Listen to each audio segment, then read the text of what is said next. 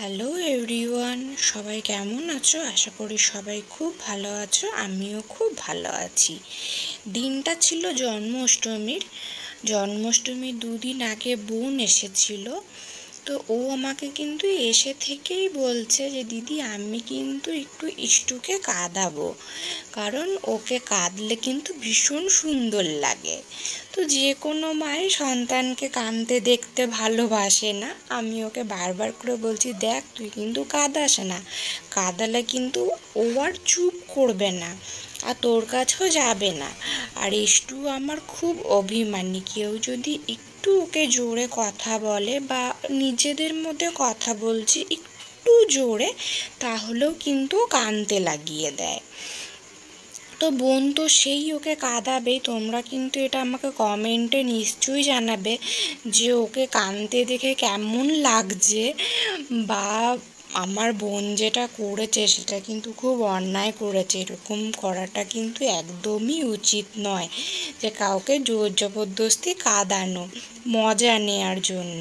আর অনেক টেডি ছিল, তো সেই জন্যে ওকে পারছিল না ঠিকঠাক কাঁদাতে, অনেকক্ষণ থেকে চেষ্টা চলছিল। আর আমি এদিকে চলে এসেছি ওকে রেডি করানোর জন্য, একটু পরেই শ্যুট শুরু হয়ে যাবে, সেই কারণে। বাবা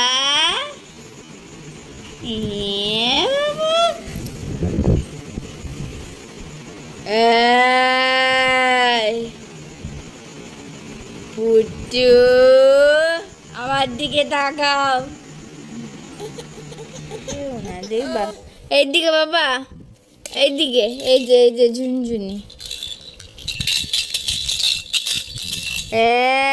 এই আমার দিকে তাকা।